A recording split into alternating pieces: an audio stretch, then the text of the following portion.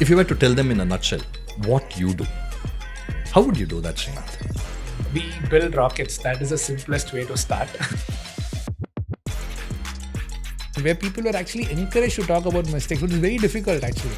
Because the fine line is, as I told you, right? If you encourage that you're too okay with it, then how will you stop the mistake? Like you can't count down, have 10 people watch it and not be anxious about it. Whatever it is.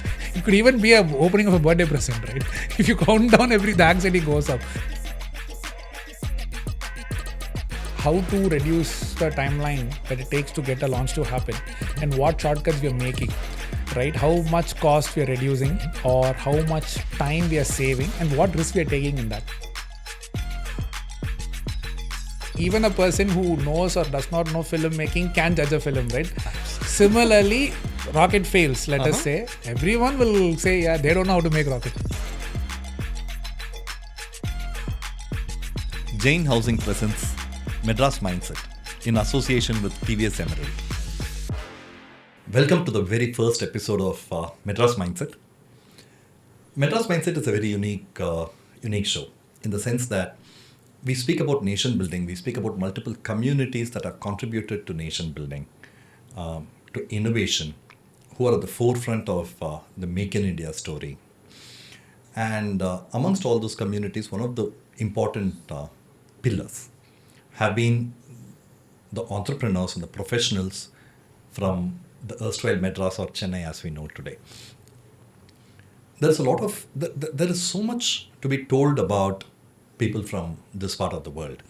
And more often than not, just as is the city Chennai, so are a lot of the entrepreneurs and professionals, meaning they are very underrated. So this is a story, this is a conversation, this is a series to celebrate those achievers who are at the forefront of nation building, who are at the forefront of leading multiple industries, who are at the forefront of inspiring a whole new generation. I'll tell you what this conversation is, or the series is not about. It is not about celebrating a region, but it is about celebrating captains who have associated themselves with a particular region. That's about it.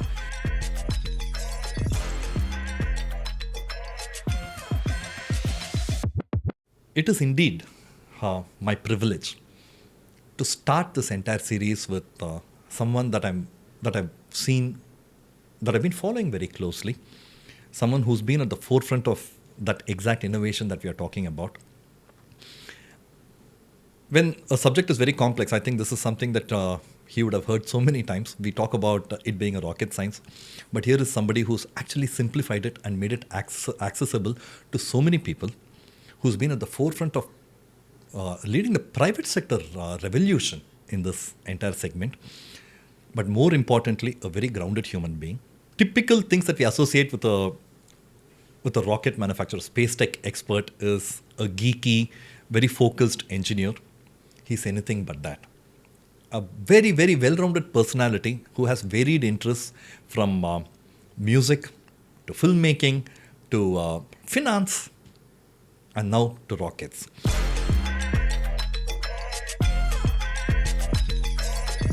Today we have with us Srinath Ravichandran, the co-founder and CEO of Agnikul Cosmos, one of India's first space tech companies. Agnikul stands at the forefront of innovation, excellence, and nation building. And it propels India's aspirations in becoming one of the major global players in the space arena.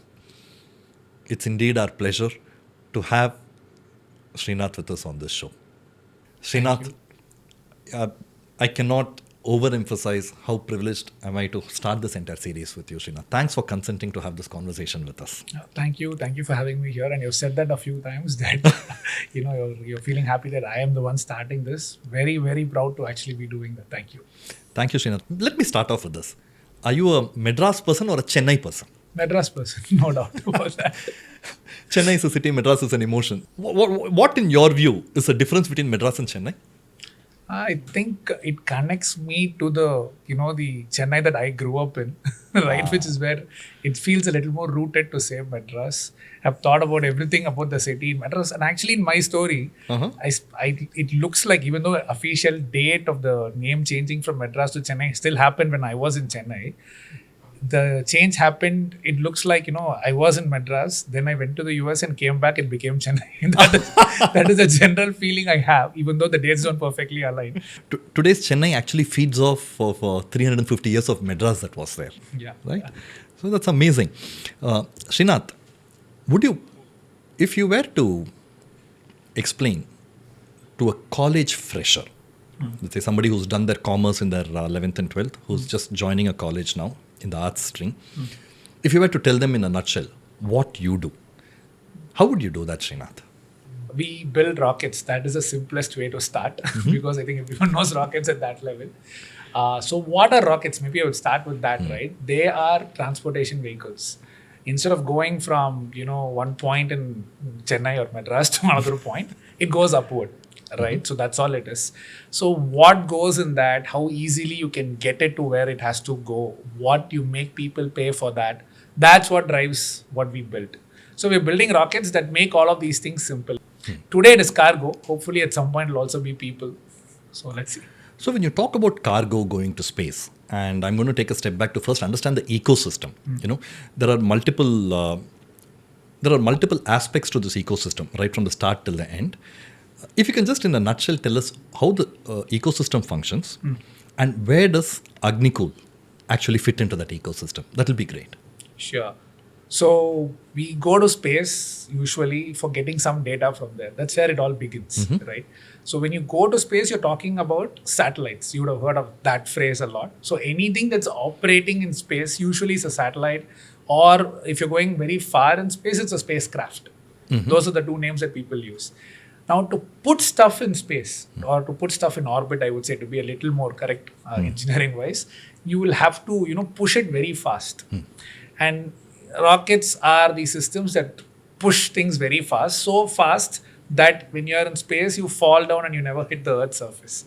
That's all a rocket is. It is actually probably the fastest moving system that humans have made.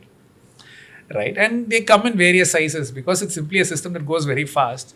There can be a big rocket, there can be a small rocket. Depending upon the size of the rocket, what you're pushing will actually be equivalently, either powerful or less powerful or so on.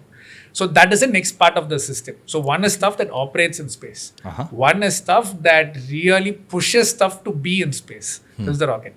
And then you have the ground system. So once you collect the data from space, it could be weather data, it could be imaging data for whatever reason, it could be communication data. Now we're hearing about, so many companies starting to do communication from space directly.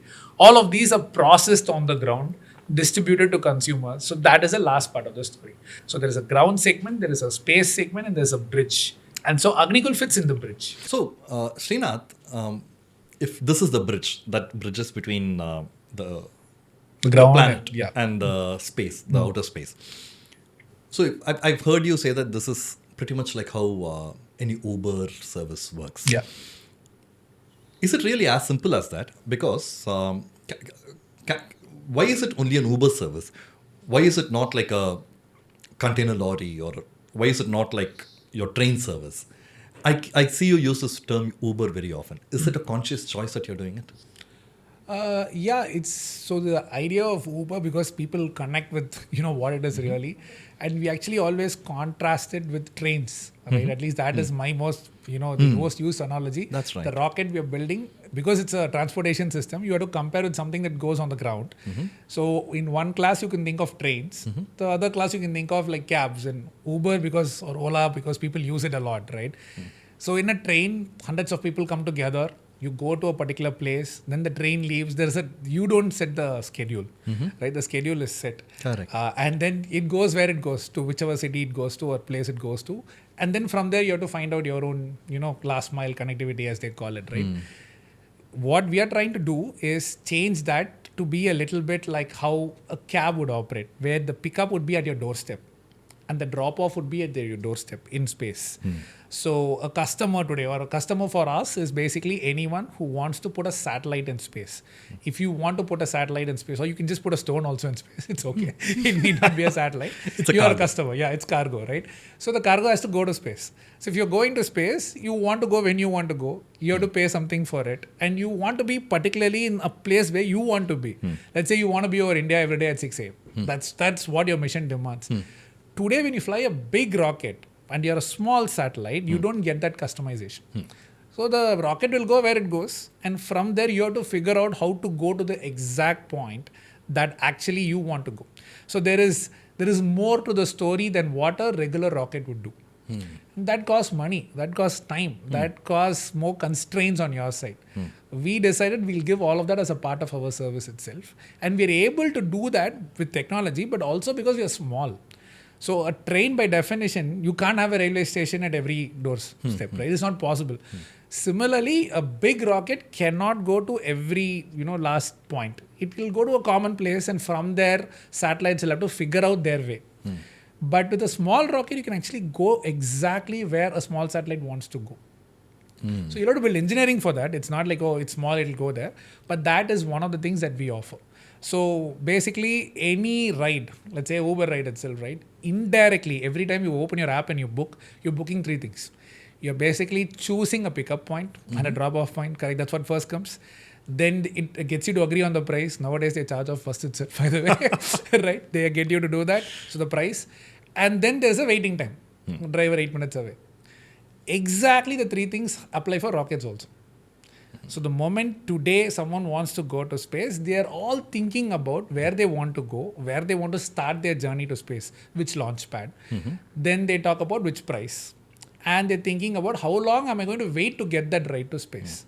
Same three parameters, nothing. Every day we all use this in our apps.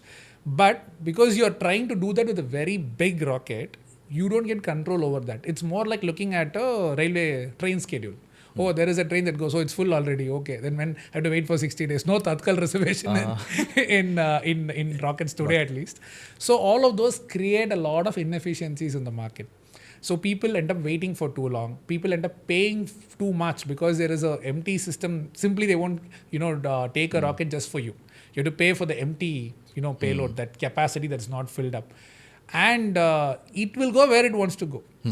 It is up to you to figure out from the place where it drops you in space, how you will go to your final destination. So these are all gaps that we are trying to close. So with us, the solution is actually going to be very comparable to Uber, right? We will ask, so let's say tomorrow you want to put a satellite, right? And let's say it is going to be above Madras every day at 6 a.m. Let's say that is the mission, right? You want to do that. So what you're going to look for is how much is Srinath going to charge me, right? And then you're going to think about which orbit should I be in to do that particular function. And when am I going to do this? Is it like a 10-year journey even though my satellite is ready? So that is what I ask you. And my options to you would be like this. I'll literally give you a menu of options. The menu you can pick, you can launch from Sriharikota. You can launch on this date, say 3 months from now. And this is your price. Okay. I will also give you another option. I'll say there is a new launch pad coming up near Kulasekarapatnam. If you launch from there, the price is only this much. Okay. And there you can fly a slightly lighter rocket, not a very powerful rocket, a lower variant of the rocket, because there you're better suited for that orbit. Or you want to do this from some other place, say Australia. Exactly. So it'll probably be cheaper. But that's up to you, whether you're going to take the effort to take your satellite all the way there. The economics will have to be worked out by you. But I can give you that option. Hey, if you go from Australia to the same orbit that you want to go to, it may only be this much, percent lesser. But you can probably also do it in 1 month itself because there's a slot available. So these options don't exist today. Today, if you want to do a mission like this request is going to go sit with one of the bigger rockets, and they are going to put you in the queue and say, I will do all this, but unfortunately, you're going to be over some other place. Okay, at 7 a.m. Figure out how you want to go from that orbit to this orbit. By the way, even though I'm not giving you the exact thing you want, you have to pay me 5x of what Agnikul would be charging you. That is how the world works today. So that is what we are trying to change. So effectively, today if I want to go to Pune, they'll say, sorry, this is going to Bombay. We'll take you to Bombay. From there, you figure out how you want to get to Pune. Exactly. There are quite a few things that's quite interesting from what you've said. one thing that comes to my mind, Srinath, is once you achieve full capability, is it possible that you will be able to do some kind of a launch in a location outside of India? Is that something that you're capable of doing? Is that something that you're working on? Where are you with that? Yeah, it's actually a part of the strategy because it's a little bit like, and particularly given your aviation background, you may understand tailwinds, headwinds a lot more, right? Absolutely. And we all see it when we go on international flights. Suddenly, the same flight will be 2 hours shorter if you're going to the US for some part of the year, right? Similarly, Earth's rotation gives you the ability to look at the speed at which you're going as a bit of a tailwind or a headwind situation.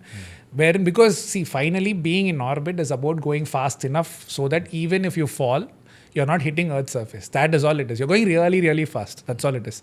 So, if Earth's rotation itself is giving you that speed a little, if Earth itself is pushing you a little, you need to do that much lesser work. You can be a bit lazy with your rocket.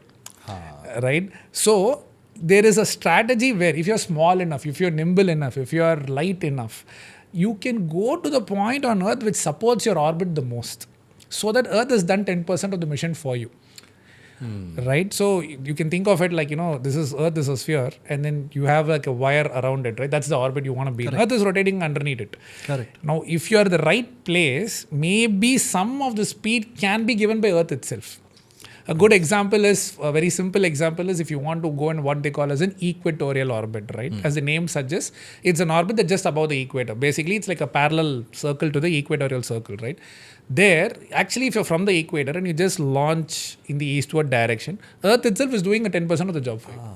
So that much, you don't need to put that effort in your rocket, which means you need to pay lesser. Tailwind. There is also the exact opposite. You want to go pole to pole. You want to go north to south. Correct. But you're still stuck on the equator for some reason. Okay. Now, even though you want to go north to south, Earth has given you 10% push in the east direction. So you have to cancel that in flight. Suddenly your price went up for no reason. Because a rocket is doing the job for you. And so you as somebody who's going to push a cargo in space, you will figure out which is the best place to launch it from. Yeah, exactly. So that is one of the options we present to a customer. So we want to tell, if you want to go from Sriharikota, great. But Kulasekarapatam may be better for your mission, and that will show in the price. But then you may have another logistical, limitation on whether you can take your satellite to Kulasekarapatam or push that further out to Australia. And I use Australia because it's a latitude that we'll never get in India, right? Absolutely. It's south enough, right? Absolutely. And so if I go to the southern tip of Australia, that latitude that geographically I could not get in India for sure. So certain missions are better off from Australia. Just for the sheer fact that you are there. In fact, any latitude along any point on the Earth's surface in that latitude is good. So, and Australia happens to be a landmass there, so it's easier to launch than launching from ocean somewhere. Understood. So that is the idea, right? So it's a part of giving the customer the flexibility to go and fly a mission from where they want.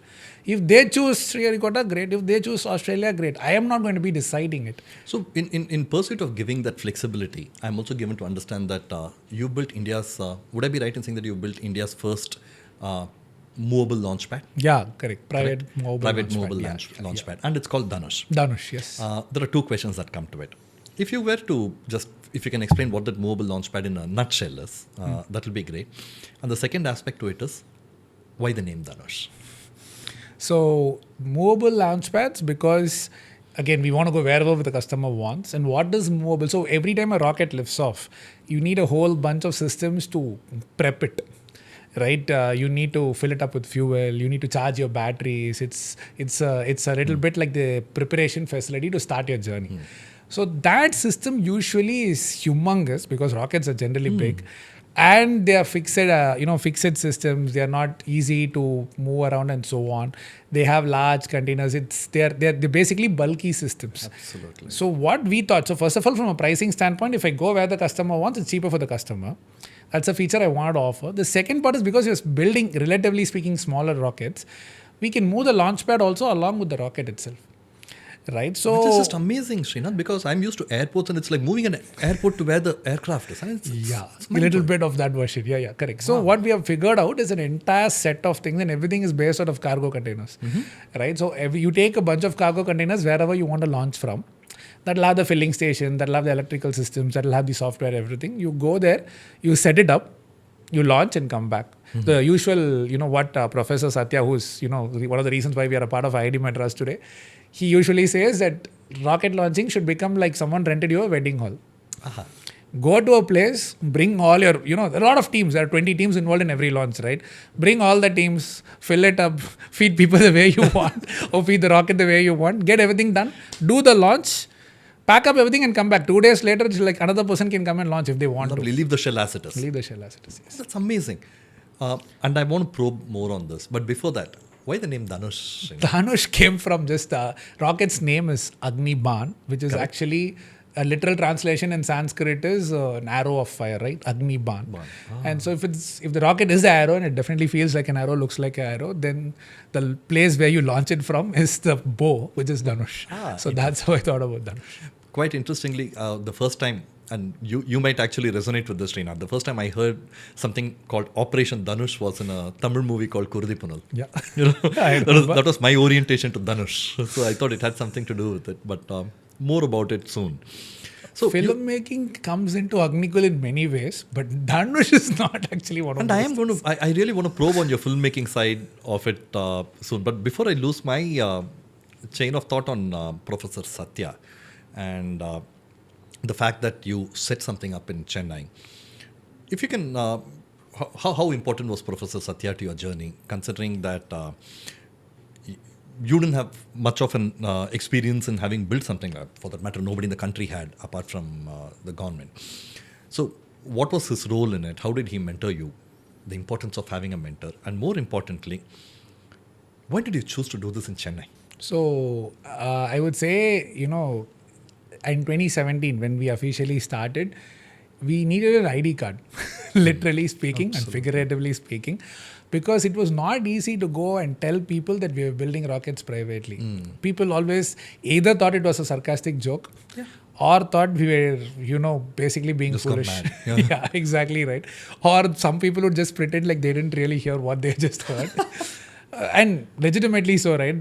Because that is how India was at that time for private rockets. I mean, government rockets, ISRO was already a, blockbuster hit everywhere. But so this was the story. So we needed an identity to even say we are building rockets.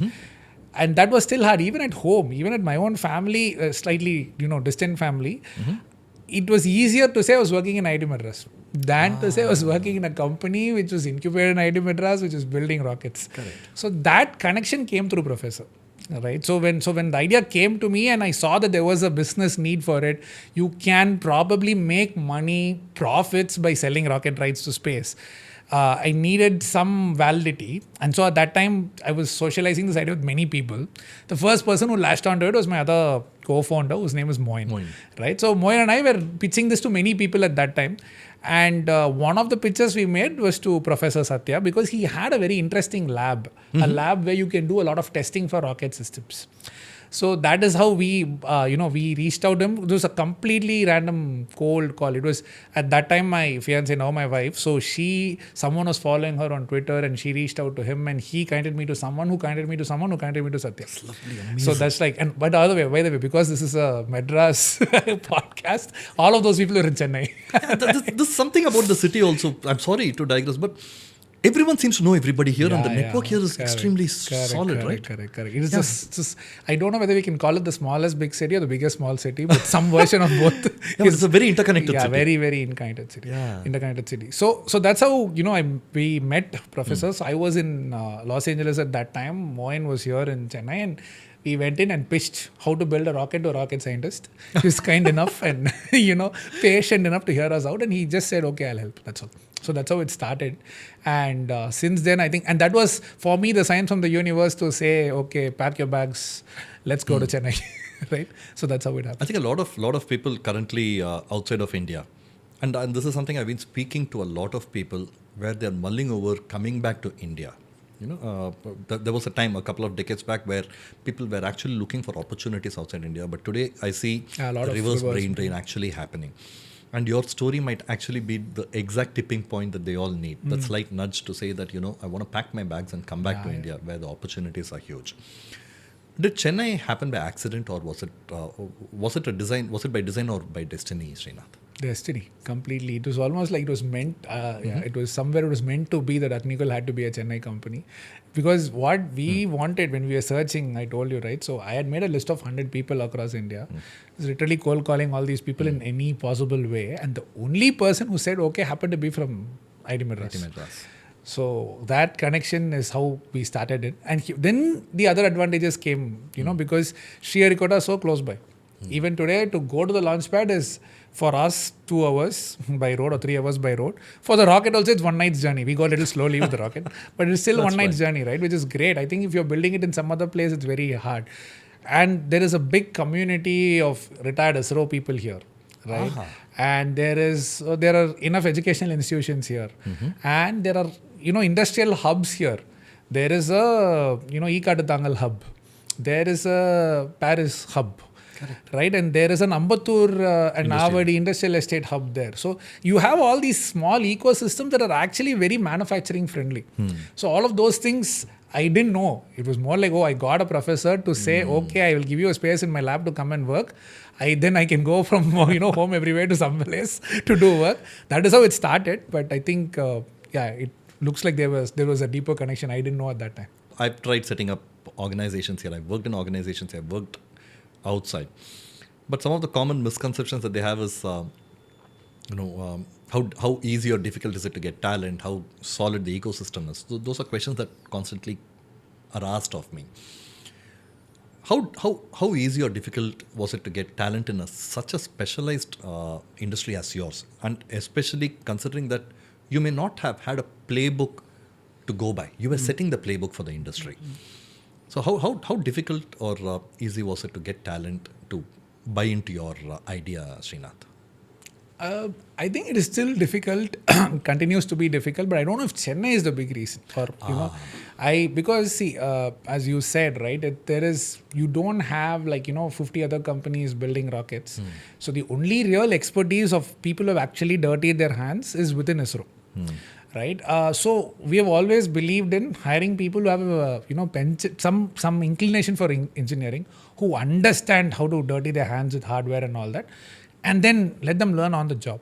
So that's how we thought about it. So that is almost the same, more or less, in any other city. It could be Bangalore, Hyderabad, Chennai. That is from a skill set perspective. But from a mindset perspective, you go to some of the other cities, they're inherently more open to trying newer industries, trying newer companies. Have you had a challenge like that in recruiting in Madras? Not that much, actually. Not that much. I think there are enough people. See, that's what the search actually doesn't go, only by skills, as you said. It goes a lot more by the cultural fit, what we're looking for, and maybe in that way, Chennai is actually slightly easier. That's what I've at least seen, not to typecast or put a brand on any other city or people from any city. Generally, there is this. It's a very demanding and there's a lot of repetitive work. Even though the innovation is there, I remember there's always a phone call that I've also spoken about this before in other places, right? Where I was having a very serious propulsion rocket engine development meeting, and then it was a Google Meet, and then after that when I closed my laptop and came, my mom was like, plumber mari pesittu irukka." Because it is so much like valves, where did it leak, where did it not leak, is there a block there, right? And so that the coolness of it is finally when the vehicle flies or when the engine is being tested, but behind that there is a lot of this nuts and bolts work. And sometimes I feel people who are actually happy to be in Chennai and do it are somehow in some way rooted. Right, so I've seen that a lot actually. So somehow it fits, and interestingly also, if you look at how ISRO also has set up its centers, all the rocket people are somehow more on the south side. It has just happened by chance or something, right? If you see the centers in Ahmedabad, if you see the centers in other northern parts of India, a little more on the satellite imaging, ground station applications. Go down south, Trivandrum, Chennai, Tuticorin now because of Kolasekara. All of those things are rocket areas. So I think there is that connect. Somehow it's all coming together that way. That's lovely. I don't know, there's something very heartwarming about what we do and how our parents understand it, right? My thing is this. If you can explain to your mother and make your mother understand what you do, then I think you've gained mastery over whatever you're doing. If you can explain it to her in simple terms and she gets it. I had a brief stint with Compass Group, which was into industrial catering, and most of my time there. The metrics where why is my sambar cost so high? Why is my chutney cost so high? Why is my biryani cost fluctuating so much? For a lay person, and this is exactly what my mother said. I thought, and I was just out of Ernst & Young then. She's like, என்ன சமையல்கார மாதிரி பேசிட்டு இருக்கேன் எப்போ பார்த்தாலும். I mean, not in a bad sense, but then what has finance got to do with this? She never got to understand. So for me to make her sit down and No, but my mom was a physics teacher. So yeah, you come from a family that has physics. A lot of people are doing physics. So I could not. For me, it was the other way around. I had to explain why things are still not working. Right. Exactly. That's So very interesting. the continuous expectations being set very high was there throughout my academic time also, like in school, college. But even after that, it was like, I mean, I understand it is hard, but why? So two people outside of investors have asked me why I have still not launched. Right, in a very nice way. One is my son. Right after the previous mission, the first person to say, அடுத்த launch எப்போ? It's my son, 3-year-old son, right? Lovely. At that time, 2.5 at that time. Then the other one is, generally people at home, they are understanding that it's a touchy topic generally, but they are also very curious about, I mean, it can't be, it's hard, but it can't be that hard because of all the people and the background that they have. So, but yeah, I agree. Generally good to talk about that at home. Absolutely. See, talking about mission, there are two things that I want to touch upon. This is such a people are curious, especially about companies operating in this space, and we don't have too many companies. If you were to get to the nuts and bolts about organization building for a company in this industry, if an entrepreneur or a budding entrepreneur or a professional who's seeing this wants to understand how do we build a company like this, what are the various departments that go into it, how do they interact with each other? If you were to briefly touch upon it, how would you do that, Srinath? So, rocket is a vehicle. So, we have what you can think of in a car, right? Different systems in a car. Similarly, different systems in a rocket, there is a lot of overlap, right? You have an engine team or a propulsion team, you have a structures team, and all of this comes under engineering. There's software, there's avionics. It almost feels like a little bit like a college, actually, engineering college. All departments of engineering you have to touch to do a rocket. Literally, it is so spread out. Where did you do your engineering, Srinath? College of Engineering, India. Of course. Chennai only. So that aspect is there everywhere, right? So that is one aspect of it, the engineering part of it. Then there is a whole operations aspect of it where quality is a big deal. Like if you look at any space mission, the failures are very rarely about design problems. Someone didn't tighten a nut. This is how the problems start. Someone didn't use the right quality of a washer o-ring. This has been very tragic. People have lost lives, astronauts, because someone didn't put the right o-ring, right? The Columbia disaster, Challenger, and all these things. Correct. So we've always seen that this big things that you think will trip you actually figure it out on the ground. What you miss will be these really small things. Literally things like someone dropped say a computer, a small box. It'll be a flight computer. It'll be like this bigger package. Let's say and it's usually a little bit of a costly item, right? Let's say a person assembling it dropped it, not from 10 feet where it actually shatters, but from 2 feet. Wow. Right? Now, would you encourage that person to report it, or would you, because it's very tempting for that person also to like, okay, it's over. Let me just put it back and go. Mostly it may pass also the test. Functional test everyone looks at. They call it functional because they just look at the computer whether it's working or not. The real challenge comes when you're flying, because the whole thing shakes a lot. Right? When a rocket and it's flying, it goes through a lot of every package, any system in the rocket vibrates a lot because the engines are, creating a lot of vibration. At that time, the computer should still work. If by dropping or the act of dropping, something dislodged a little, just enough to be okay when it is on the ground and tested and works at that time. But when it's flying, it comes off, you have a failed mission.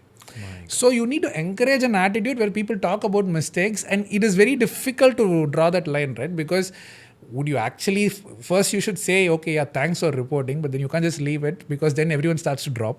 Correct. But at the same time, if you make a big deal about it, then the next thing, because people and everyone makes mistakes, the next time you don't get reported, which is a problem you'll only find out in launch.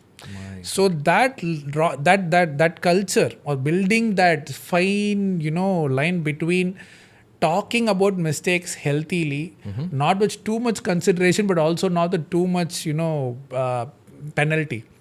That is a difficult line. That happens in the quality side actually, which is one of the most underrated themes. When you talk about, say, even if you talk about other rocket companies, everyone shows you that engine, and it appeals to a lot of senses, right? The sound, there is visual, and if you're watching a launch or watching an engine fire, you will feel the vibration in your heart. It'll feel like it'll be like someone just said all is well. So that will be there, the gentle vibe. You will feel the vibration. When you go to Sriharikota and actually sit or even in our own testing facility, when engine test is happening, you will feel that vibration in your heart.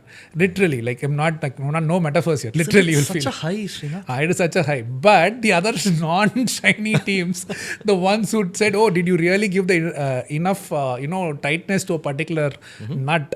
Those are the ones that actually make that mission successful. The engine will work. I have tested it hundreds of times on the ground. Right? So there is no question whether the engine itself is faulty. No, engines are always good. I mean, otherwise you won't even go to the launch pad. Right? But have you tightened all the nuts that have to keep the engine with the rocket correctly? So encouraging that culture, when you talk about organization building, getting that out is actually very challenging. And that is still, I would say, that is something that we are still figuring out, because we have seen both, extremes. And we actually heard this actual story from an incident that happened in DRDO. Right, where this thing happened, where people were actually encouraged to talk about mistakes, which is very difficult actually, because the fine line is, as I told you, right? If you encourage that you're too okay with it, then how will you stop the mistake? Exactly. So the penalty should not be that harsh that people stop, but it should also not be like, okay, drop 10 other computers, it's okay. Right? So where do you draw that line is the question. So those are the hard parts, I think, of any space hardware building organization, this obsession with perfection. And I always say this to my team as well, right? As humans, we are all imperfect. I am imperfect. All the people you're working, it's going to be imperfect. The rocket, by the nature of the engineering, has to be perfect. So how do a group of imperfect people come together and make a perfect product? Mission. Only if the imperfections are actually cancelling out. You can't let it augment, right? So you have to position teams in both from a culture and a fitment standpoint, so that those gaps actually fill each other. Not like, oh, this is one gap, another gap becomes a bigger gap. So that is the hard part of org building in space sector, I think. That is actually why I also think rocket science is that hard. Because you're constantly striving for a level of perfection that usually is not needed for day-to-day life. Absolutely. So you're constantly striving for that. And by definition, everyone has some imperfection, weaknesses, all the other attributes. People are building it, right? Exactly. So how that is, I think, the biggest magic of also a successful rocket launch, because that means in that particular moment, all the people have come together in a miraculously nice way, wherein all their imperfections have been perfectly offset, and what you get is a clean, launch. What is very interesting in what you told me, Srinath, is this probably sits at the epitome of science, right? But your choice of word was very interesting, because you at the end of the day said it miraculously still has to come together, and which means that there is an alpha that's beyond what we all can even fathom. So that's it piqued my interest. So on the launch day, despite getting it all right, do you still believe that there is that one invisible you call it luck, you call it the hand of God, or you just call it the invisible force that still needs to go your way? So scientifically itself, there is one invisible hand that has to go our way. Winds of the day. Right? So the first thing when you go for launch, and this happens in aviation also a lot, so you should also probably be aware of it, right? You check whether winds are in your favor. Correct. So rockets go so fast in lower atmosphere, there is a phase where just the wind can break up your rocket, not just knock you off path. It will literally, it's like jumping very high into a pool of water, right? Wherein from a lower height you'll actually nicely be cushioned by the water, but from a much higher height, water can act like a hard enough surface to break your legs, right? You've heard that, right? So similarly, when you're going as fast as a rocket is going, just atmospheric perturbations, winds that are not expected, that is sufficient to break up your rocket. So the first time when you see people applaud for a rocket launch is when liftoff. You cleared the pad. That is like the moment of the beginning, right? The next big moment, if you see any rocket launch video, is when the phrase for it is max Q, max dynamic pressure, which is the place where the rocket is waiting to break up, like disintegrate into pieces, right? And the only thing that needs to happen for that to actually happen is a little bit of wind in the wrong direction. So to answer your question, that is unpredictable. So we do actually something called wind biasing, the day of the launch wind biasing, wherein you measure wind data 1 hour before launch, and you quickly, change the program that runs your trajectory to fly into the wind or to take help from wind, as opposed to, not getting hurt by the wind, or at least stay away from the wind. That is what is called wind biasing.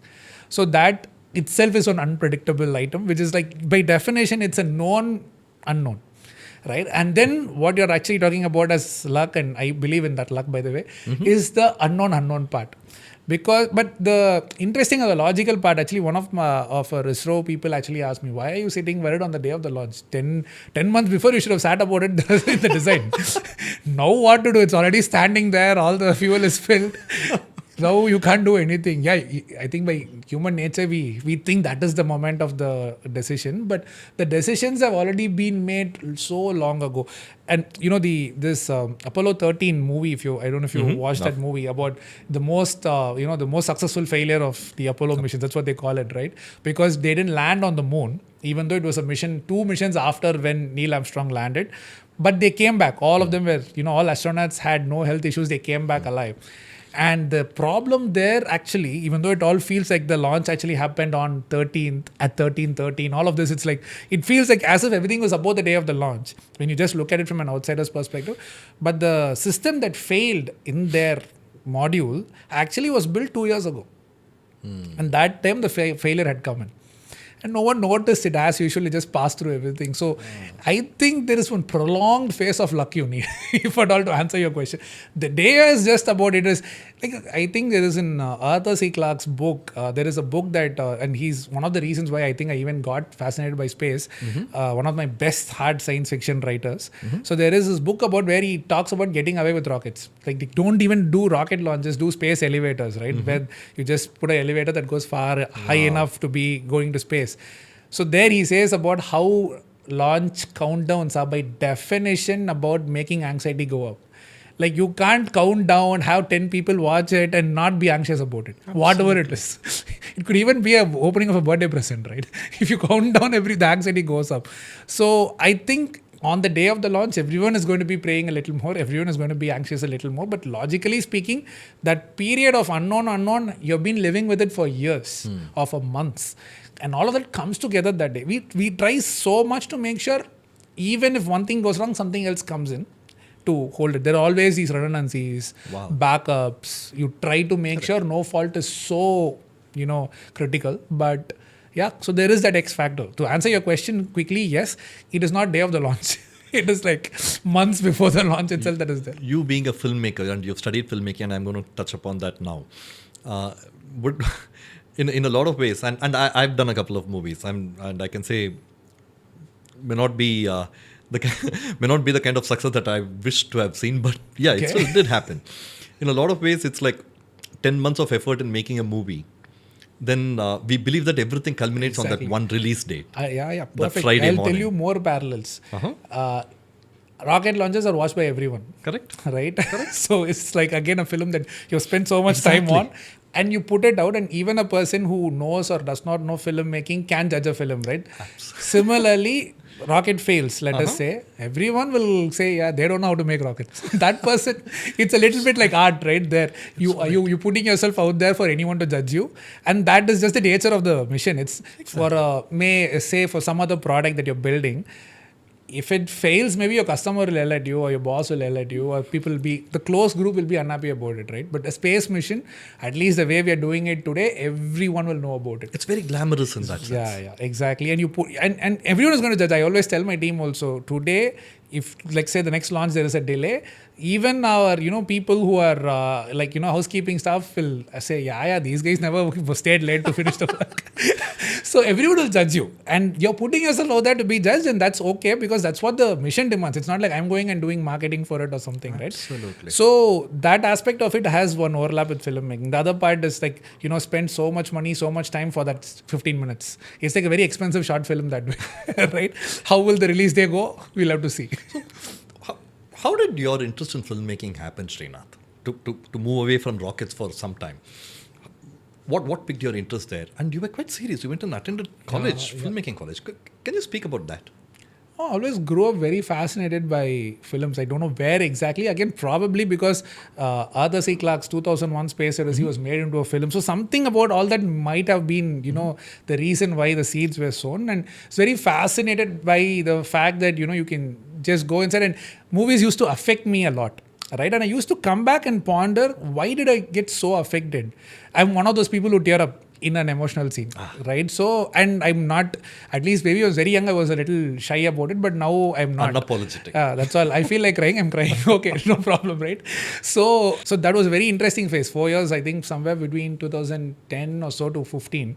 4 years, I went to evening film school in New York. Wow. And so that was amazing. So as a part of regular film school, you attend every course, right? Screenwriting is a coursework, and cinematography is one, sound is one. So all of those things I used to do, and so that was like amazing for me. That, and very interestingly, I learned so much that I use both in finance and now also in rocketry also from the kind of things that I learned in film school, right? Like the preparing the schedules for people, right? And creating that entire plan of how a should be.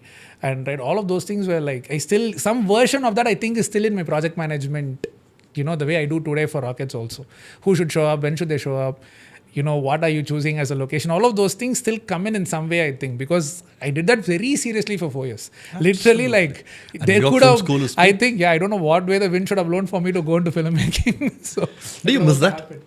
Very much. I don't get time at all for that. And I try to watch, and I'm one of those people where, if to watch a film for me, it's like one slightly, what do you call, I don't know, pure thing, right? I sit I have to sit, I don't like watching it on a phone.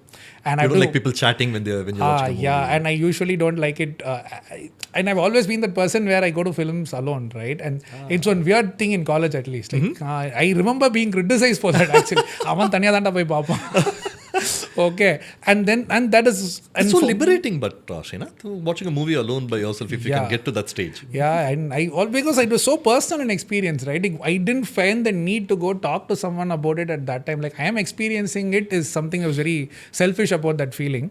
And I'll sit, the most painful part today, when we very rarely get to go to movies as a family, but when I go with my wife, I still tell her I have to stay till all the titles finish. She's bugged about it. Kodak, Aries, everything. Yeah, everything. And seeing all those names scroll through gives me a super high. Like that, however the movie is, whether I liked it or not is secondary, but just seeing that so many people and all their names scrolling through, and basically it is like the screen has to go blank. Only then I feel comfortable to walk out. By then people have started sweeping, right? Already the doors behind are open, light has started to come in. Yeah. So that, I think that, that's maybe one of the reasons why it is better if I watch movies by myself. Because you studied filmmaking in New York, and you've grown up watching Tamil movies, regional movies. Was there a crossover that you tried when you were there? Yeah, quite a bit. There are Tamil movies which are shot in New York. I think around that time only, I think the sections of Vinay Tandi Variva that were shot in Brooklyn Bridge and all were there, right? So I used to try to go there, and simply because assignments used to be there, make the short film, make 1 minute short films, all that. So anyway, I had all that freedom. I could do whatever I want, and even if it's bad, it's okay. It's only a coursework thing. Yeah. So I used to try to mimic those points, but I used to miss interacting in Tamil that time. I was always dreaming about how it would be to run a set in Tamil. So it was all like I was talking only in English. How far did you go with that? In the sense? Today, a lot of English words are part of the Tamil lingo. Yeah. Right? Most curious thing was how to say cut in Tamil. What were they saying in Tamil, right? I didn't know all that. And the clap. That was one big moment for me to do that clap part, right? And so what is it called? Is it still called a clap, or is it called something else here? All those used to intrigue me. I mean, the entire clap process in a lot of ways will remind you like the countdown, right? They'll say rolling camera, checklist. That's checklist. Then that action. So when you even if you can see it in next ISRO launch also, any launch for that matter, you'll see a lot of people. You would have seen that in mission control room. You know what they're doing? Just verifying checklists, right? They're making sure everything is being done to get the rocket up, right?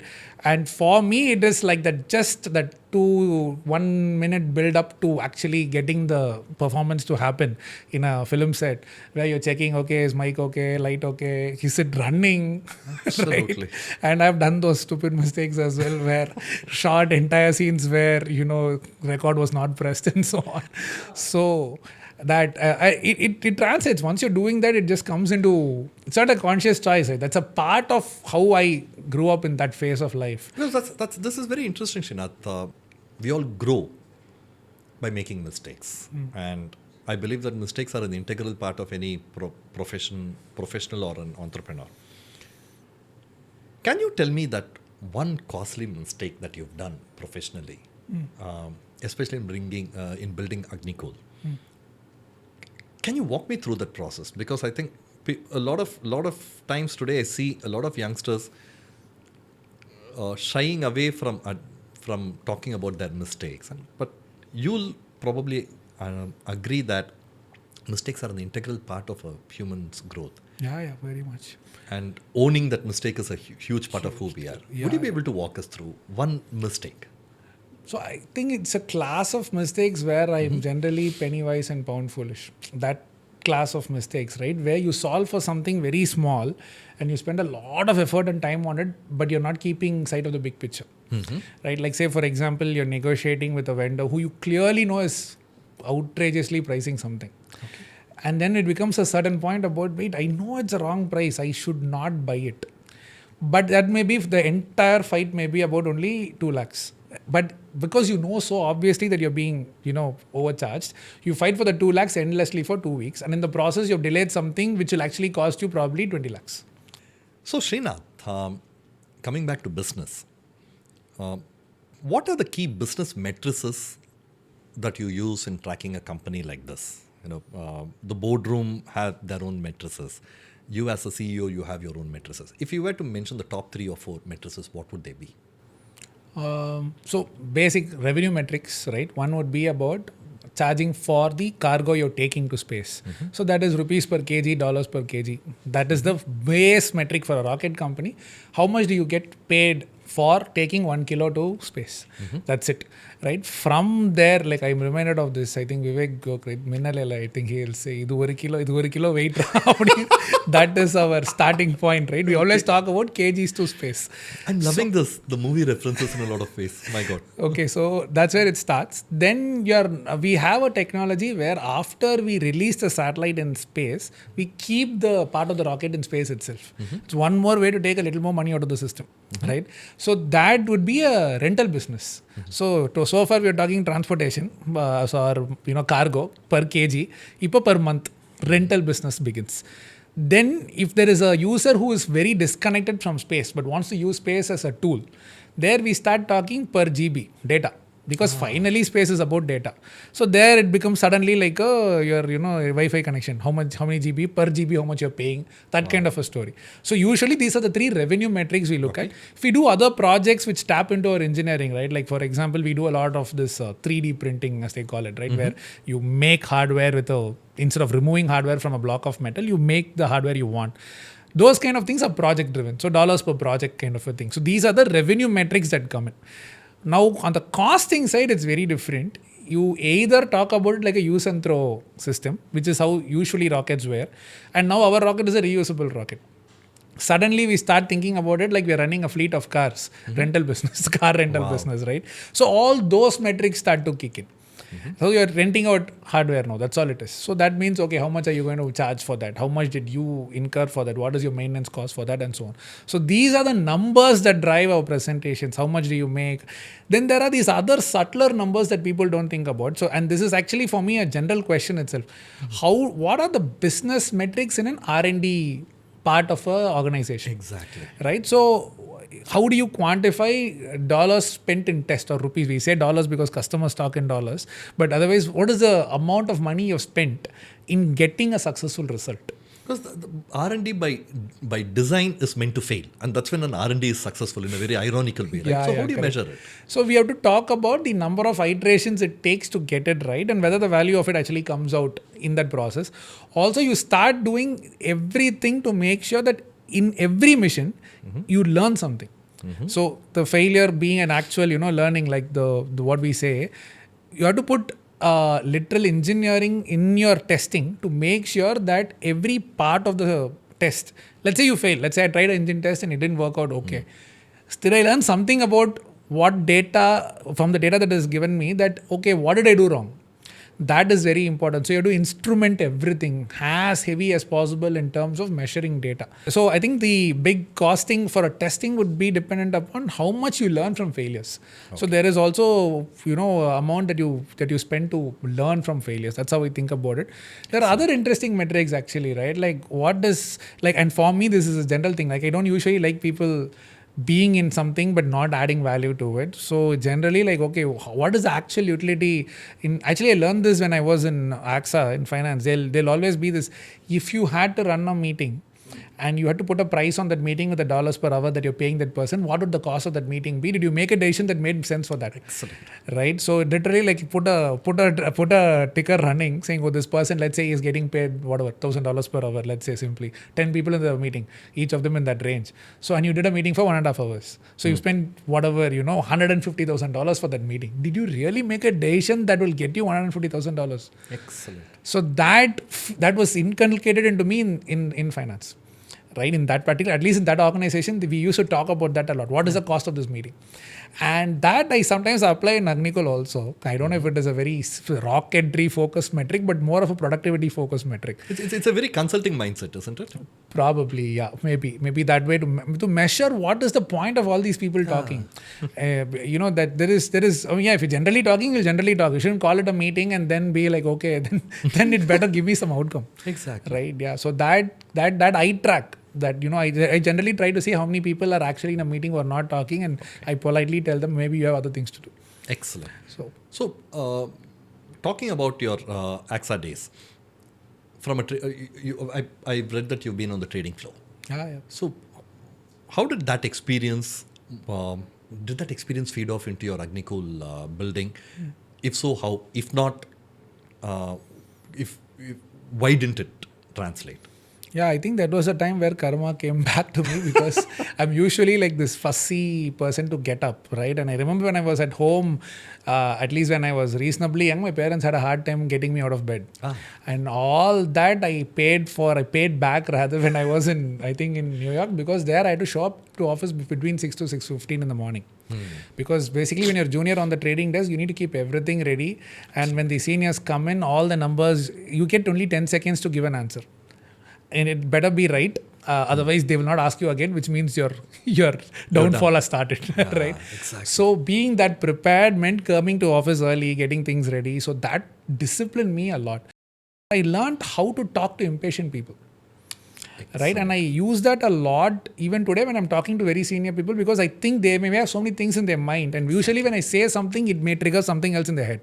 So I get 10 seconds. Always I only get 10 seconds. So in that 10 seconds, how do I communicate whatever I want to communicate? Because that was something that was needed. Then rules of thumb, that I use in Agnikul a lot. No one has time to understand a very complex financial model to know what will happen. So you always need some shortcut to tell 80% of the story. 80% of the story has to be told in 10 seconds in any conversation. Remaining 20%, you take 1 hour, that's okay. So that, again, those are things I still use in Agnikul. I also think that general attention to detail with numbers, because they're making a mistake in a number is a big deal. It can cost you so much. Yeah. So that was drilled into me, like this double checking, triple checking. You can't just come and say, Excel, I didn't put this formula correct. That's not even a conversation. Exactly. So, and that's a career terminating That's a career terminating moment. Exactly, right? So all those things come in here when you're looking for perfection in something else. All those things, what people told me then, the feedback I got when I did a mistake, where I have done Excel mistakes. So what did my boss tell me, how I felt, all of those I still use in Agnikul. I think there's something about these Wall Street jobs, especially because it's not just in the substance, but even in the aesthetics, the attention to detail really matters. The way you format, the consistency of your font, the sizes. It's amazing how it drills the discipline in you. Very true. And I think it is telling when people come for employment from that kind of a background. How and it's for me. I mean, this may be a little more not very tangible, but I was following markets every day from morning to evening, right? And so you're always looking at something that will do whatever it wants. right? Correct. So it in a way felt like these uncertainties that I was talking about in winds and so on, right? So the surreal connection is there because entirety of the course I did was about modeling uncertainty. Right? Absolutely. And in physics also, you might have heard about quantum physics, Schrodinger's cat, everything, right? It is both there and There all and that. that Uncertainty is a core part of that branch of physics. Financial engineering, the program I did, actually uses the same mathematics and applies it to stock markets. It does not work, by the way. Well, at least it works 90% of the time. It works. Then otherwise, we won't have bubbles and crises and so on. Lehman Brothers may not have happened. Yeah, So- may not have happened. But that aspect of constantly being exposed to uncertainty, I think helped me. It toned me a little bit. I think I became a little more immune to that. Yeah, it'll be what it is. And then I took some pilot classes, flying classes as well. And there was a saying: "You fly the day you're given." Again, you're always talking about like, okay, anything can happen. You go there, and winds will be the way they are. You measure, you try to do all these things, but there is that uncertainty, right? So I fundamentally think that I got a little humble with that entire experience in Wall Street. I realized there is a bigger force in the system. And I'm one step away from catching up to it. And if I do it right, I can make money also or whatever. All of you can use all those things. But that uncertainty, living with uncertainty, I think that was the easiest part for me to... From the AXA days, Yeah, trading from the days. AXA days. Oh, talking about uncertainties, I think another place where people discuss a lot of uncertainties is in the boardroom, right? Especially considering an organization like you, which has raised multiple rounds of funding, which has actually had varied directors on the board. Can you just give me in a nutshell some tough boardroom conversations that you have had to navigate? Because a lot of professionals today, a lot of entrepreneurs watching this may not have had the benefit of a tough and a real-time boardroom conversation. If you can give a brief overview of one such instance of a tough conversation, how it got navigated, it might actually give a flavor. Yeah, a lot of times, again, the theme of tough conversations would be about how to reduce the timeline that it takes to get a launch to happen and what shortcuts we are making, right? How much cost we are reducing or how much time we are saving and what risk we are taking in that. And that's a very, complex conversation because not everyone in the boardroom is a rocket scientist. Correct.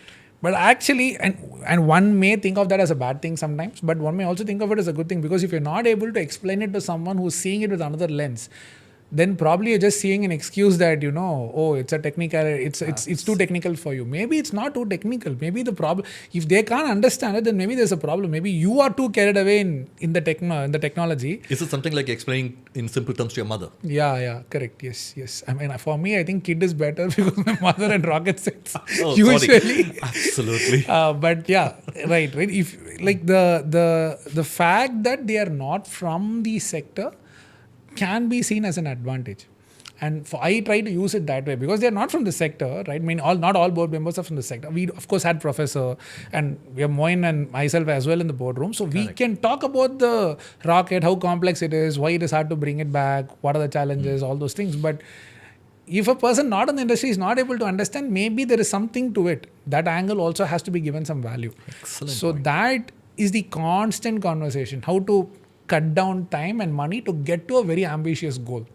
So it disciplines you. Otherwise, I think if you don't have those difficult conversations, it's like you have that blank check either in terms of money or in terms of timeline, and both are usually bad. Generally, constraints are. I'm a very strong believer in constraints tone you.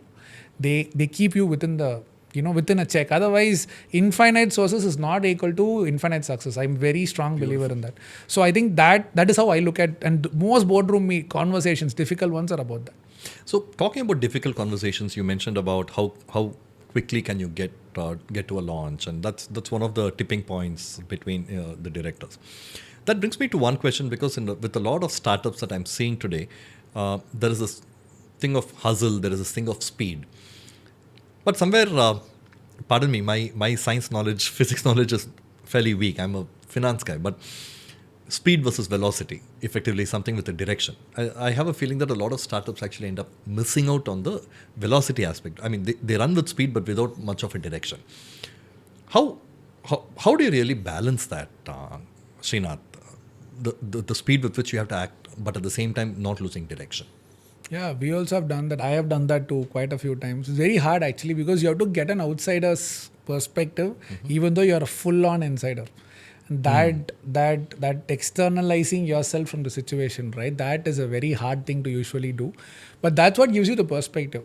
So for me, I've recently learned those things, right? When I talk to someone who just joined the company, sometimes the questions they ask are the most telling questions because they have an outsider's perspective. They understand the industry enough, but at the same time they don't know all the questions that are in my head, and so the questions sometimes are very interesting. So you need to have that ground check all the time. Similarly, for a product that has a large R&D cycle, talk to customers often. Otherwise you will just get lost in the technology. Whatever product you're building, you get so fascinated with the product building that you forget that it has to add value to someone. Someone should use it, right? That is the speed versus velocity part, wherein the direction should be in terms of value addition to someone. I mean, it's a business, so someone has to find it useful enough to pay money for it. And by definition, when you're looking for direction, you're going to slow down. Would I be right in saying that? Not necessarily slow down, but exactly right. The speed can be the same, velocity can be different. So Great. So I want to hear it from your mouth on that. So not necessarily slow down, but the vector will change. The arrow direction will change. But it takes up effort. And it is essential to keep recalibrating. Yeah, very, very important. And it is usually one of the most difficult things to do because it really shakes that inertia you're in. Absolutely. See, Srinath, the other thing is when you started off Agnikul, AI wasn't as big. Today, it's literally changing the way we are operating. In a very brief manner, if you were to say, how has AI really disrupted your industry? It would be great to hear from you. So from a space side, I think there's a lot of data that we get, as I told you, right? So people, the way in which they were using data, it was always about getting better and better cameras, for example. But now people are able to fill it up without cameras. So when you're trying to, and again, it depends on the application, right? If it's a dense forest that you're mapping, then AI can do a decent job. But if it's like you're trying to find out where people are, then AI can't fill that up for you. That'll be hallucination, right? So I think those kind of things, typically whatever the AI industry has done to imaging happens to space-based imaging as well. People have found out interesting ways to do complex simulations because I think you can automate simulations. Simulations are basically you run all the equations and you let the system tell you how things are going to be. Correct. Those things are now being optimized by AI quite a bit. So a simulation that usually if you run at brute force, if it will take you say 10 days to finish, with some meaningful AI applied in the right way, you can reduce it to 1 day. So those are like interesting applications coming in. But the most I would say, interesting or disappointing part is nothing in a rocket is statistical. Nothing. It cannot be. Like any rocket's journey is 100% laid out beforehand, right? Because winds are going to be uncertain. The way your rocket reacts to that wind is certain. They will not allow you to launch, whoever it is, whether it be in space here or it could be FAA in the US, if there is a statistical outcome for a given problem. So in that sense, AI will never be fully used in rocketry directly. Because the outcome should be we don't know what the input is going to be. Correct. Input can be anything. Like wind example I told you. Who knows what the wind is going to be on the day you're flying. But if this is the wind, what happens is 100% already determined, agreed upon, implemented, tested. Excellent. So we operate with certainty because we don't know what uncertainties will come. So there is no statistical thing that happens in a rocket. Every algorithm is so predictable. In fact, it is in that way a very complex logical thing. You are not leaving anything to that even 0.01% chance because the 0.01% chance comes from outside. Absolutely. So within the uncertainty, there is absolute certainty within the parameters. Yeah, correct. I'm just going to move to some kind of a quick fire conversation with you now. We're coming to the end of this where I'm going to. I hate the word rapid fire, so I'll just make it like that. Srinath, in your flying days, what took you to flying, and what were your highlights there? So flying. I'll tell you before you start. I'll tell you. As you know, flying is a very, very personal thing to me. So I was very intrigued when I got to know about your flying. With you and flying, I particularly remember when we first connected, there was some gap, right? Oh, yes. And then suddenly your name was all over here with the whole Indigo thing happening. So yeah, definitely. I have my wife to credit because I don't like putting out content, and she was the one who kept insisting that this had to go out. So I was such a useful thing for all of us who didn't know what was really happening. Thank you, Srinath. I'm not very sure if Indigo is going to be very pleased with this, but yeah. I think enough people have given them feedback about that face. But anyway. Yeah, so your flying days, what piqued your interest, number one? And just give me a bit more dope on it, no? Yeah, so flying, I mean, it was probably a little naive of me. I thought I wanted to be an astronaut for a very long time. So even when I was in Wall Street, when I wanted to get into space, I thought I should also train myself physically to be fit enough to be an astronaut. And that meant, having some version of a flying experience, having some diving experience. All this is what astronauts typically had. And they were also an expert in one area, which I still think I'm not. I'm a proper, jack of all trades person today. But that is what got me into flying. And I was very fascinated by just the act of, how a aircraft works. This is one of those childhood passion things, right? So that's where it started. And I enrolled. I took all the security clearance needed to get to flying school there. And in US, it's actually slightly easier than India to enroll into a pilot. So my day was like how I was in 11th and 12th standard going tuition back to back. Very similar story. Morning 6 to 5 would be Wall Street, then film school, somewhere in between on weekends, flying. So at that point in time, what really interested me was decision making. I've had instructors tell me to be decisive. It's okay if you decide not to land. Don't be, because winds may be off or whatever. Beautiful. Don't be generally thinking about whether should I land. If you don't land, okay, go around, come back and land again. That aspect of extreme clarity in decision making, right, which is something that got drilled into me in that 1 year, 1.5 years of classes. I mean, of course, this Madras angle, I really missed talking in Tamil in a cockpit, right?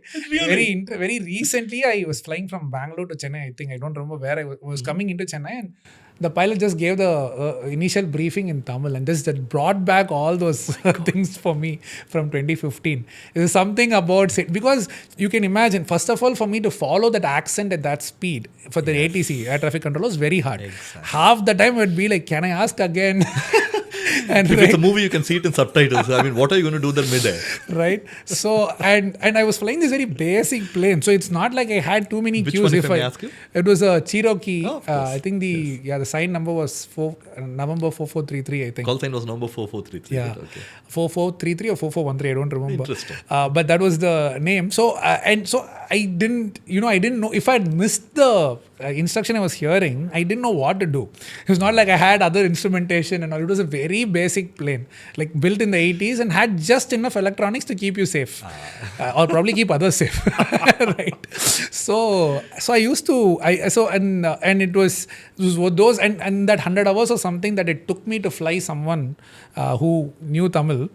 It was like, so much of English and once that initial fear wears off, right? Once you know that, okay, you're going to take off, and once you take off and all of those things are more or less okay, I started missing this thing a little. And that has always come, even in filmmaking, I felt that, right? Like, cut எப்படி சொல்றது Tamil, or how will a film made in Tamil be? Because at least my exposure was always in the US in these areas, right? Absolutely. So I actually think that was one of the good and one of the small pleasures that I get in Agnikul. Like, I can easily talk in Tamil and like in proper rocket engineering, we talk only in Tamil. That's amazing. Right? Srinath. So those are like small pleasures you get. It's not like I'm against a language or something. It's just that comfort level. I grew up talking Tamil. It's your mother tongue, I think. Yeah, correct, exactly. The ease with it's like saying the mastery over a language is determined by what you do when you count the currency notes. Whether you count it in your mother tongue, in English, or whatever be it. That's another thing I wanted to quickly touch upon. I'm given to understand that you're a trained violin player. You learnt violin. I learnt violin, yeah. Right? Which, in film music, which violin piece really enthralls you? If you were to name one piece from One piece, actually, I don't know if it comes exactly in only a clean violin thing in the movie, but in the Kanne Kalamane song, adula the background actually there is a piece where only violin comes. I think that is still my most that is where I'm attracted to, actually, more than verbal, like songs with vocal actual lyrics. Instrumental pieces of Ilayaraja, still that is one thing that elevates me is that Rajaparvai violin piece, talking about violins, correct, initial. The intro title music. Correct. Srinath, if you were to explain the following concepts in a single sentence or two sentences, How would you do that? Payload. The load that you carry on your rocket that pays you. Payload. Launch vehicle versus satellites, if you were to put this distinction in a single sentence. Launch vehicle is the vehicle that carries your satellite. So satellite is your cargo. Launch vehicle is the vehicle that is the cargo vehicle. Would satellite qualify as a payload? A part of the satellite is the payload. Okay. Satellite has a payload and a bunch of electronics to keep the payload in space. PSLV and GSLV.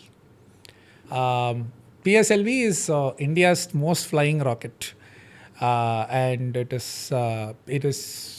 think it is meant for missions where your satellite goes pole to pole. Hence the name Polar. Okay. Then the other one it's meant for orbits which are going parallel to your equator at a height where your satellite relative to the Earth's rotation is at the same speed. So stationary relatively to the world below. Free cash flows. No such thing. I think rocket business is negative working capital. So customers pay us early on. So Correct. cash flow is generally a good thing once you're in the full mode of launching. But until then, no free cash flows. Okay. Few quick questions to you about our Chennai. Nama Chennai.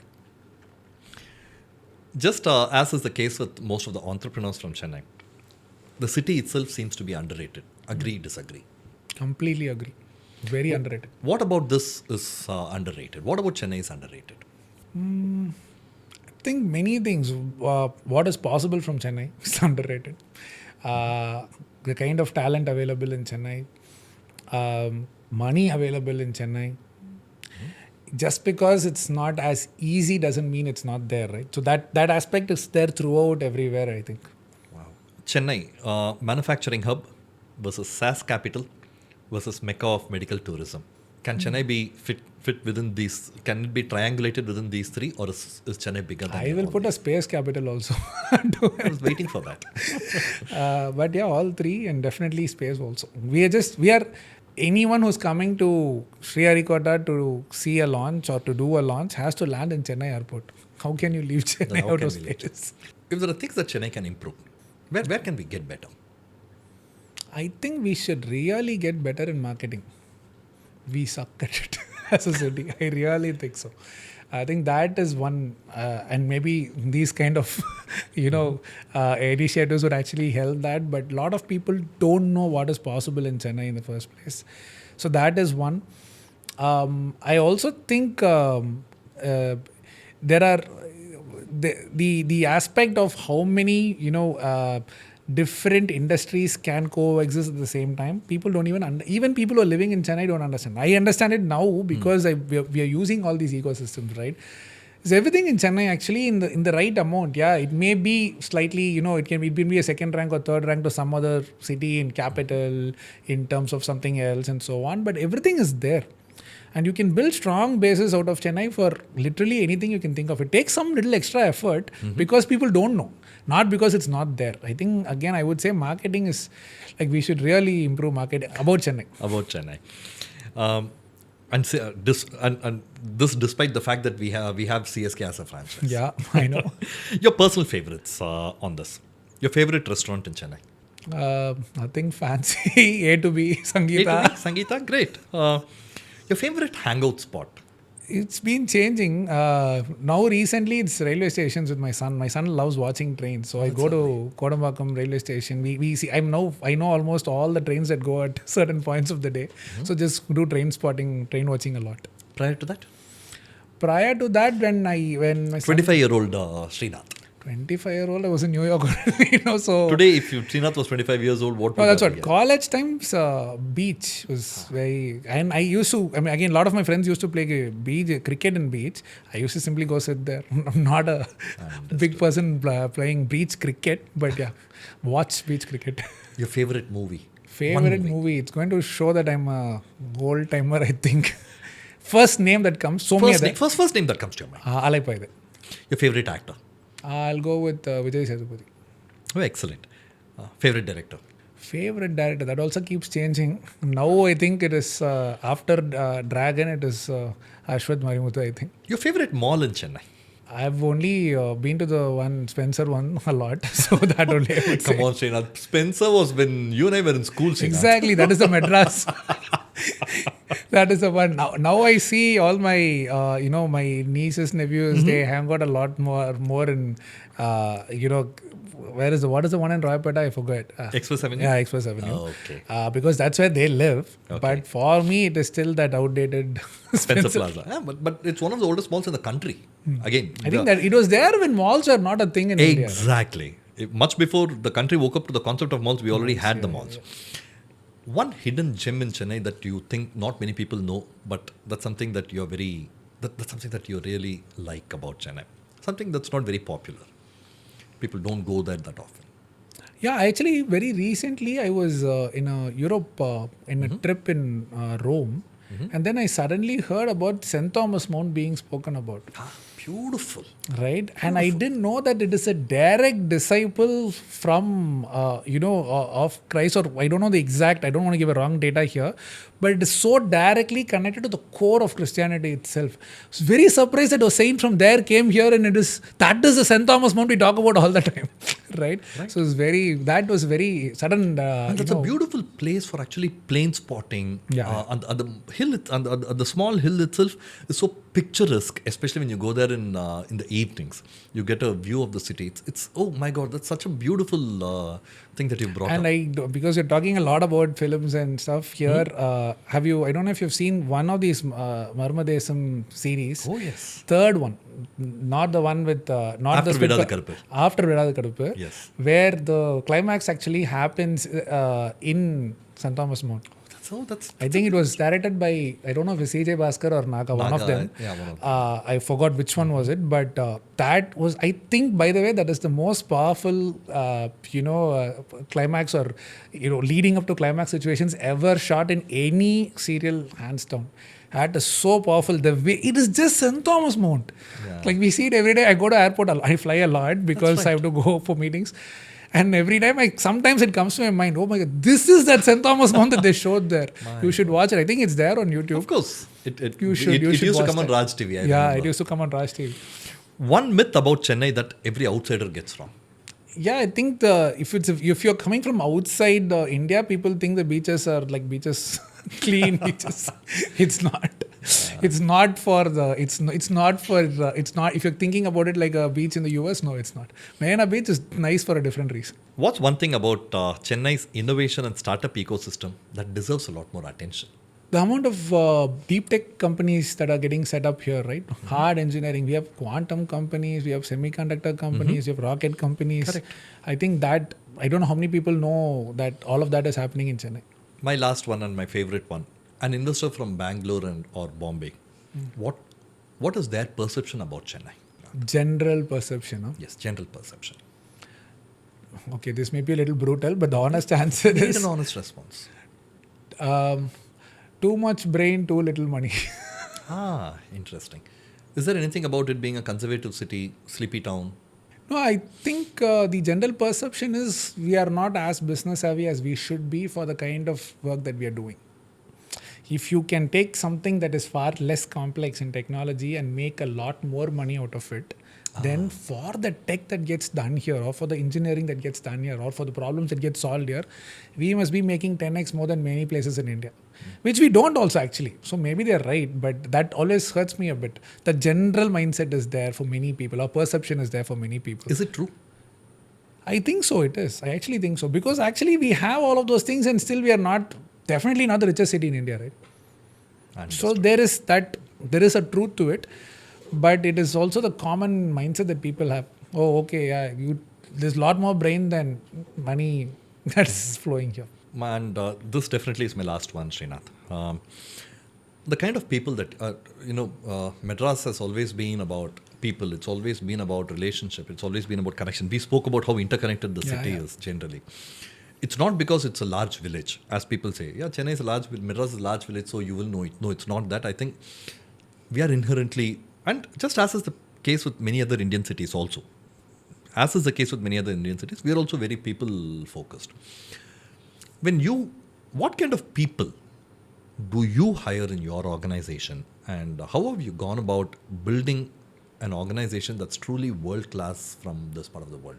If you were to just give me a broad overview about that, I think that will be a fitting finale to this. So one thing we learned early on is we are not going to find experts, right? So people are going to have to learn on the job because you're building stuff that no one in India has built. So you need people who are fundamentally learners, you're fundamentally humble, who fundamentally appreciate that you're directly dealing with nature and the kind of energy that you're dealing with. So we hire as much as we put all the effort in that level of filtering. And not that every time it pays off. I still don't know how to hire properly after 9 years or 10 years. Because how do you get to know a person in whatever, even a day of working with them is not enough. So what's the typical, I'm sorry to stop you and I'm going to let you continue this thing. But in a 5 minutes conversation, what is that one red flag that can put you off? People who think they've figured it all out. That is a big red flag. I generally like people who show that slight level of emptiness in them. Need not be fully empty. But that space being available helps. That generally means people are more receptive. Otherwise, they're only in giving mode. Okay, I'll definitely take whatever they're giving, but slight bit of emptiness, that subtle difference between you're confident but not overconfident, right? That if someone comes across as overconfident, it's a big put off for me, because I think then they will not learn. That's why, not judging them generally. Fitment in Agnikul is best when people are slightly empty. Excellent. Right. So I think that we try to look for, but my problem is I don't know how to look for that in that one day. Right. And we try and it comes off. There is one intuition around it now. I don't know if it's intuition, but something I get a feel for it. But I always also feel that is only intuition cannot be always also right. I don't know. So that is a problem that we're still working on. But that is the kind of people who have made it well also within the company. Like a mission director, vehicle director, they are like 28-year-old people, 29-year-old people. But I think they are who they are because that has been their defining, way of looking at a problem. Right? Just being humble enough to know that maybe even though you've done it 100 times, maybe there's that one small thing that you didn't know. That general thing helps. That helps you be a learner. That helps you want to take in information. Otherwise, you're fully in giving mode, which is probably not the best thing for when you're building new engineering and all, it may be a problem. So it's something like finding that perfect balance between penalizing, but at the same time giving them the comfort of admitting to the mistake. So it's only by trial and error you'll find. Srinath, I cannot thank you enough for this conversation, Srinath. It's been such an enriching conversation. There wasn't any structure to it. When we walked in, we decided that we will not ask you A, B, C, D. We wanted this to be a conversation, and it's been much more than what we thought we could do it. Thanks for your time. Thanks for being part of this journey, starting off this journey for us, Srinath. Oh, thank you for having me here. That was the first person in this. And thank you for the initiative. I think Madras needs to be spoken about a lot more. And if this helps, absolutely going to be cheering for this. Absolutely. And I think you will hear a lot more about Super Chennai, the kind of things that we do. And this is not just about a region. This is not just about Madras. It is about nation building. It is about what entrepreneurs can do, and we are going to have a variety of people speak about their journey. It's also about the mindset, It's about staying rooted, staying grounded, celebrating achievements, and that's pretty much what the Madras Mindset is all about. Thanks again, Srinath. Such a pleasure having you with us. Thank you. Super Chennai, it's hot, it's happening.